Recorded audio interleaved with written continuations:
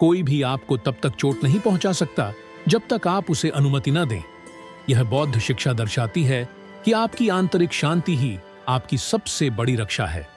कल्पना करें कि आपका मन एक कमल के फूल की तरह है जो कीचड़ और पानी के बीच रहते हुए भी अछूता रहता है। बाहरी प्रभाव, चाहे वे आलोचना, तनाव या अराजकता हो, आपको प्रभावित नहीं कर सकते जब तक आप उन्हें खुद पर हावी होने की अनुमति न दें। लेकिन इस शांति को कैसे विकसित किया जाए? आने वाले अध्यायों में आप सीखेंगे कि अपने मन पर नियंत्रण कैसे पुनः प्राप्त करें। दुनिया अप्रत्याशित हो सकती है, लेकिन सही मानसिक दृष्टिकोण के साथ आप अडिग बन सकते हैं। आपका मानसिक स्वतंत्रता की ओर सफर अब शुरू होता है। अध्याय 1, दृष्टिकोण की शक्ति। कल्पना करें कि वास्तविकता एक कैनवास पर बनी चित्रकला की तरह है, लेकिन उसके रंग और आकार आप स्वयं तय करते हैं। जो कुछ भी आप अनुभव करते हैं वह आपकी धारणा के अनुसार परिलक्षित होता है, और यही आपका सबसे बड़ा बल निहित है। बुद्ध ने सिखाया कि हम घटनाओं से नहीं बल्कि उनके बारे में अपने विचारों से पीड़ित होते हैं। यह विचार अत्यंत महत्वपूर्ण है। हमें बाहरी दुनिया चोट नहीं पहुंचाती, बल्कि हम उसे कैसे देखते हैं वही हमें प्रभावित करता है। दो लोग एक ही बारिश में भीग सकते हैं। एक व्यक्ति अपने गीले कोट की शिकायत करता है, जबकि दूसरा ताजी हवा और बूंदों की सुकून भरी ध्वनि का आनंद लेता है। परिस्थिति समान होने के बावजूद उनके अनुभव पूरी तरह अलग होते हैं। क्यों? क्योंकि उनकी धारणाएं अलग अलग हैं। बौद्ध ज्ञान आपको इस आंतरिक दृष्टिकोण के प्रति जागरूक बनाता है। यदि कोई आपको आलोचना करता है तो स्वयं से पूछें, क्या यह सच है? क्या मैं इससे कुछ सीख सकता हूं? या यह केवल एक मत है जिसे स्वीकार करने की आवश्यकता नहीं है? इस प्रकार सोचकर आप अपना दृष्टिकोण परिष्कृत करते हैं और नकारात्मक प्रभावों को ऐसे बहने देते हैं जैसे पानी कमल के पत्ते से फिसल जाता है। आपका मन एक शांत, स्वच्छ झील के समान है। यदि आप सचेत नियंत्रण बनाए रखते हैं तो वह स्पष्ट और निर्विकार बनी रहती है। आप चीजों को वैसा ही देखते हैं जैसा वे वास्तव में हैं, बिना भावनाओं और भय की विकृति के। यह स्पष्टता आपको स्वतंत्रता देती है, लेकिन यह यात्रा कोई एक बार में पूरी होने वाली घटना नहीं है, बल्कि यह जीवन भर चलने वाली प्रक्रिया है। हर दिन नए चुनौतियां सामने आएंगी जो आपके दृष्टिकोण की परीक्षा लेंगी, लेकिन इन्हीं संघर्षों में आपका वास्तविक विकास छिपा है।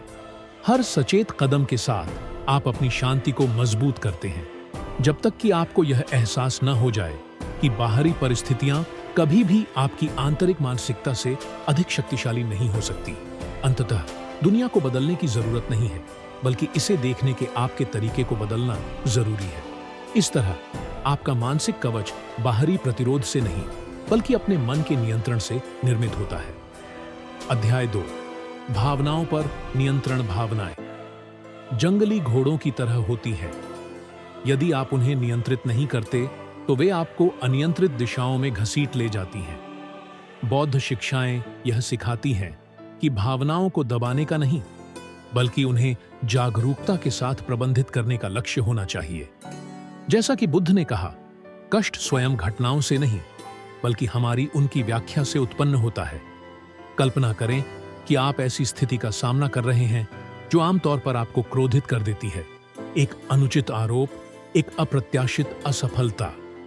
आपकी पहली प्रतिक्रिया हो सकती है खुद का बचाव करना, पलटवार करना या आत्मदया में डूब जाना। लेकिन एक बौद्ध साधक रुकता है। तत्काल प्रतिक्रिया देने के बजाय वह अपने भीतर उठने वाली भावनाओं को देखता है। वह क्रोध को उसी रूप में पहचानता है जैसा वह वास्तव में है, एक अस्थायी भावना जो उसके मानसिक संतुलन पर कब्जा करने की कोशिश कर रही है। नियंत्रण की शुरुआत उसी ठहराव के क्षण में होती है। गहरी सांस लेकर और अपनी भावनाओं को परखने के लिए कुछ पल लेकर आप एक महत्वपूर्ण लाभ प्राप्त करते हैं। आप दूरी बनाते हैं, और यही दूरी आपको स्वतंत्रता देती है, ताकि आप आवेग में प्रतिक्रिया देने के बजाय सोच समझकर उत्तर दें। बुद्ध ने सिखाया कि कोई भी आपकी शांति भंग नहीं कर सकता जब तक आप स्वयं उसे अनुमति न दें। यदि कोई आपको अपमानित करता है तो यह आपके ऊपर है कि आप उन शब्दों को आक्रमण के रूप में स्वीकार करें या उन्हें बिना प्रभावित हुए गुजरने दें। आप यह चुन सकते हैं कि गुस्से में प्रतिक्रिया दें या अपनी शांति बनाए रखें। इस संतुलन को बनाए रखने के लिए एक प्रभावी तकनीक है दृश्य कल्पना, विजुअलाइजेशन। कल्पना करें कि आप समुद्र के बीचों बीच एक चट्टान हैं। गुस्से, निराशा या दर्द की लहरें आपसे टकराती हैं, लेकिन वे आपको हिला नहीं सकती। आप स्थिर, शांत और अडिग रहते हैं। भावनाओं पर नियंत्रण का अर्थ उन्हें अनदेखा करना नहीं है, बल्कि उनके प्रभाव को कम करना है, जागरूकता और चिंतन के माध्यम से। जितना अधिक आप इस प्रक्रिया का अभ्यास करेंगे, उतना ही मजबूत आपका आंतरिक कवच बनेगा। समय के साथ आपको यह एहसास होगा कि सबसे तीव्र तूफान भी आपकी शांति को हिला नहीं सकते। अध्याय 2, भावनाओं पर नियंत्रण। भावनाएं जंगली घोड़ों की तरह होती हैं। यदि आप उन्हें नियंत्रित नहीं करते, तो वे आपको अनियंत्रित दिशाओं में घसीट ले जाती हैं। बौद्ध शिक्षाएं यह सिखाती हैं कि भावनाओं को दबाने का नहीं, बल्कि उन्हें जागरूकता के साथ प्रबंधित करने का लक्ष्य होना चाहिए। जैसा कि बुद्ध ने कहा, कष्ट स्वयं घटनाओं से नहीं, बल्कि हमारी उनकी व्याख्या से उत्पन्न होता है। कल्पना करें कि आप ऐसी स्थिति का सामना कर रहे हैं जो आमतौर पर आपको क्रोधित कर देती है। एक अनुचित आरोप, एक अप्रत्याशित असफलता। आपकी पहली प्रतिक्रिया हो सकती है खुद का बचाव करना, पलटवार करना या आत्मदया में डूब जाना। लेकिन एक बौद्ध साधक रुकता है। तत्काल प्रतिक्रिया देने के बजाय वह अपने भीतर उठने वाली भावनाओं को देखता है। वह क्रोध को उसी रूप में पहचानता है जैसा वह वास्तव में है, एक अस्थायी भावना जो उसके मानसिक संतुलन पर कब्जा करने की कोशिश कर रही है। नियंत्रण की शुरुआत उसी ठहराव के क्षण में होती है। गहरी सांस लेकर और अपनी भावनाओं को परखने के लिए कुछ पल लेकर आप एक महत्वपूर्ण लाभ प्राप्त करते हैं। आप दूरी बनाते हैं, और यही दूरी आपको स्वतंत्रता देती है, ताकि आप आवेग में प्रतिक्रिया देने के बजाय सोच समझकर उत्तर दें। बुद्ध ने सिखाया कि कोई भी आपकी शांति भंग नहीं कर सकता जब तक आप स्वयं उसे अनुमति न दें। यदि कोई आपको अपमानित करता है, तो यह आपके ऊपर है कि आप उन शब्दों को आक्रमण के रूप में स्वीकार करें या उन्हें बिना प्रभावित हुए गुजरने दें। आप यह चुन सकते हैं कि गुस्से में प्रतिक्रिया दें या अपनी शांति बनाए रखें। इस संतुलन को बनाए रखने के लिए एक प्रभावी तकनीक है दृश्य कल्पना, विजुअलाइजेशन। कल्पना करें कि आप समुद्र के बीचों बीच एक चट्टान हैं। गुस्से, निराशा या दर्द की लहरें आपसे टकराती हैं, लेकिन वे आपको हिला नहीं सकती। आप स्थिर, शांत और अडिग रहते हैं। भावनाओं पर नियंत्रण का अर्थ उन्हें अनदेखा करना नहीं है, बल्कि उनके प्रभाव को कम करना है, जागरूकता और चिंतन के माध्यम से। जितना अधिक आप इस प्रक्रिया का अभ्यास करेंगे, उतना ही मजबूत आपका आंतरिक कवच बनेगा। समय के साथ आपको यह एहसास होगा कि सबसे तीव्र तूफान भी आपकी शांति को हिला नहीं सकते। अध्याय 3, सीमाएं निर्धारित करना। एक नदी को किनारों की आवश्यकता होती है ताकि वह अनियंत्रित होकर न फैल जाए। इसी तरह आपकी जिंदगी को भी स्पष्ट सीमाओं की जरूरत होती है ताकि आप बाहरी प्रभावों से बह न जाएं। यदि आपके जीवन में सीमाएं नहीं हैं, तो आप स्वयं के ही गुलाम बन जाते हैं। यदि आप अपने जीवन में सीमाएं निर्धारित नहीं करते हैं, तो आप दूसरों की अपेक्षाओं के प्रवाह में बह जाएंगे, उनकी इच्छाओं और मांगों के अधीन हो जाएंगे, जिससे आप थक जाएंगे और अपने उद्देश्य से दूर हो जाएंगे। बौद्ध धर्म दृढ़ और अटूट सीमाएं निर्धारित करने के महत्व को सिखाता है। जैसा कि बुद्ध ने कहा था, अपने भीतर लौटो, क्योंकि वहीं तुम्हारी वास्तविक शक्ति निहित है। ये शब्द एक गहरी सच्चाई को दर्शाते हैं। आपकी आंतरिक दुनिया पवित्र है।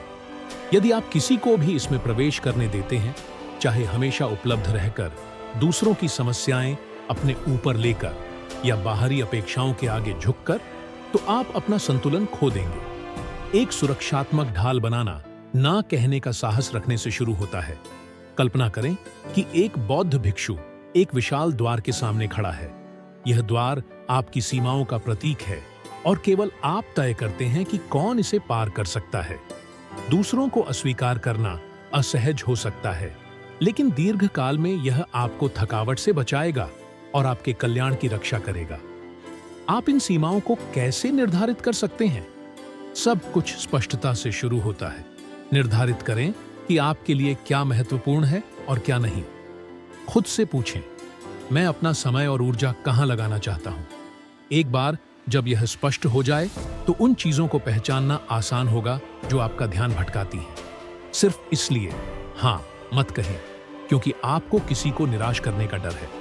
समझें कि आपकी आंतरिक शांति किसी भी स्थिति में समझौते के योग्य नहीं है।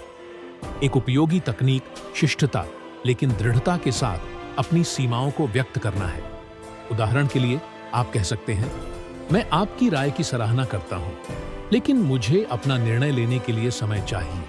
इस प्रकार के कथन कमजोरी नहीं बल्कि आत्मविश्वास और आत्मसम्मान को दर्शाते हैं। जितना अधिक आप अपनी सीमाओं की रक्षा करने के लिए प्रतिबद्ध रहेंगे, उतना ही अधिक आप महसूस करेंगे कि आपकी आंतरिक दुनिया एक शांतिपूर्ण और मजबूत आश्रय बन गई है। शुरुआत में कुछ लोग आपकी नई सोच पर सवाल उठा सकते हैं, लेकिन समय के साथ वे आपके संकल्प का सम्मान करेंगे। हर ना जो आप जागरूकता के साथ कहेंगे, आपकी ढाल को और मजबूत बना देगा। एक अनुभवी रणनीतिकार की तरह सोचें, सोच समझकर उन लड़ाइयों को चुनें जो वास्तव में महत्वपूर्ण हैं और बाकी को जाने दें। एक बौद्ध यह समझता है कि समय और ऊर्जा सीमित संसाधन है, इसीलिए उन्हें बुद्धिमानी से उपयोग करना चाहिए। आप इस दर्शन को अपने दैनिक जीवन में कैसे लागू कर सकते हैं? पहला कदम है इस बात को समझना कि आपके नियंत्रण में क्या है और क्या नहीं। जैसा कि बुद्ध ने सिखाया, उस चीज की चिंता मत करो जो तुम्हारी शक्ति से बाहर है। यदि आप अपना ध्यान केवल उन्हीं चीजों पर केंद्रित करते हैं जिन्हें आप बदल सकते हैं, तो आप व्यर्थ की चिंताओं में अपनी ऊर्जा नष्ट करने से बचेंगे। एक व्यावहारिक उदाहरण, मान लीजिए कि आपकी कोई महत्वपूर्ण लक्ष्य है, चाहे करियर में आगे बढ़ना हो या किसी रिश्ते को मजबूत करना। इसके बजाय कि आप अनावश्यक चिंताओं, सोशल मीडिया या दूसरों की राय में उलझें, अपनी पूरी ऊर्जा अपने लक्ष्य पर केंद्रित करें। लेकिन ध्यान केंद्रित करने का अर्थ केवल ध्यान भटकाने वाली चीजों से बचना नहीं है, बल्कि वर्तमान क्षण में पूरी तरह उपस्थित रहना भी है। जब आप अपनी ऊर्जा को पूरी तरह एक बिंदु पर केंद्रित करते हैं, तो आप गहराई से कार्य करने, सच्ची बातचीत करने और वास्तविक संतोष पाने की क्षमता विकसित करते हैं। हर सुबह खुद से एक सरल प्रश्न पूछें, आज वास्तव में मेरे लिए क्या महत्वपूर्ण है? इस उत्तर को अपने मन में स्पष्ट रखें और उसके अनुसार कार्य करें। ध्यान केंद्रित करना भी एक कौशल है जिसे अभ्यास की आवश्यकता होती है। सीमाएं तय करें, विघटनकारी चीजों को हटाएं, अपनी एकाग्रता की शक्ति को बढ़ाएं। समय के साथ आप देखेंगे कि जब आप अपनी ऊर्जा को आवश्यक चीजों की ओर निर्देशित करते हैं, तो गैर जरूरी चीजें आप पर अपना प्रभाव खो देती हैं। इससे न केवल आपकी उत्पादकता बढ़ेगी, बल्कि आपका आंतरिक शांति और संतुलन भी गहराएगा। कभी कभी चीजें आपकी अपेक्षा के अनुसार नहीं होती। एक अप्रत्याशित परिवर्तन, किसी मित्र के साथ समस्या या एक स्थिति जो नियंत्रण से बाहर हो जाती है, यदि आपके पास भावनात्मक संतुलन नहीं है तो आपको अस्थिर कर सकती है। लेकिन यदि आप आंतरिक शांति को विकसित करते हैं, तो आप समझेंगे कि कोई भी तूफान हमेशा के लिए नहीं रहता और सच्ची शांति आपके भीतर से उत्पन्न होती है। इस मानसिकता को कैसे विकसित करें? सबसे पहले यह देखें कि आप चुनौतियों पर कैसे प्रतिक्रिया देते हैं। जब कुछ आपको परेशान करे, तो एक क्षण रुकें और खुद से पूछें, क्या यह प्रतिक्रिया मेरी मदद कर रही है या केवल समस्या को बढ़ा रही है? कई बार बस एक गहरी सांस लेना आवेगपूर्ण प्रतिक्रिया देने से बचने के लिए पर्याप्त होता है। एक और शक्तिशाली तरीका है अपना दृष्टिकोण बदलना। याद रखें कि आज जो चिंताएं बड़ी लगती हैं, वे कुछ दिनों या हफ्तों में महत्वहीन हो जाएंगी। बुद्ध ने सिखाया कि सब कुछ अस्थायी है, और इस सत्य को याद रखना आपको पल के प्रभाव में बहने से रोक सकता है और आपकी शांति बनाए रख सकता है। चीजों को वैसे ही स्वीकार करना जैसा वे हैं, समता, इक्वानिमिटी का एक महत्वपूर्ण हिस्सा है। आप हर चीज को नियंत्रित नहीं कर सकते, लेकिन आप यह तय कर सकते हैं कि आप कैसे प्रतिक्रिया देंगे। इस दृष्टिकोण से हर बाधा आपकी आंतरिक शांति को मजबूत करने का अवसर बन जाती है। समय के साथ आप देखेंगे कि यह शांति आपके जीवन को कैसे बदल देती है। आप परिस्थितियों के शिकार नहीं रहेंगे, बल्कि उन्हें संभालने के तरीके चुनने लगेंगे। इसी तरह जैसे एक झील तूफान के बाद फिर से शांत हो जाती है, आपकी चेतना भी कठिनाइयों के बाद स्पष्टता प्राप्त करेगी। दैनिक जीवन में व्यावहारिक अभ्यास बौद्ध धर्म केवल एक विचारधारा नहीं है, बल्कि एक जीने की शैली है। अपनी मानसिक शक्ति को मजबूत करने के लिए इसकी शिक्षाओं को व्यवहार में लाना आवश्यक है। बुद्ध अपने दिन की शुरुआत और समापन आत्मचिंतन से करते थे, एक अभ्यास जो आपके विचारों को परिष्कृत करने और आपके मनोबल को सशक्त करने में मदद कर सकता है। एक, सुबह की मानसिक तैयारी। जिस तरह आपकी सुबह पूरे दिन की दिशा तय करती है, उसी तरह मानसिक तैयारी भी महत्वपूर्ण है। बुद्ध ने सिखाया था कि दिन भर में आप ऐसे लोगों से मिलेंगे जो अनुचित, असभ्य या स्वार्थी व्यवहार करेंगे। इस सत्य को स्वीकार करना आपको नकारात्मक नहीं बनाएगा, बल्कि आपको मानसिक रूप से मजबूत करेगा। यह याद रखना कि आप दूसरों के व्यवहार को नियंत्रित नहीं कर सकते, लेकिन अपनी प्रतिक्रिया पर नियंत्रण रख सकते हैं, आपको अधिक शांत बनाए रखेगा। 2. नियंत्रण का द्वंद्वात्मक दृष्टिकोण।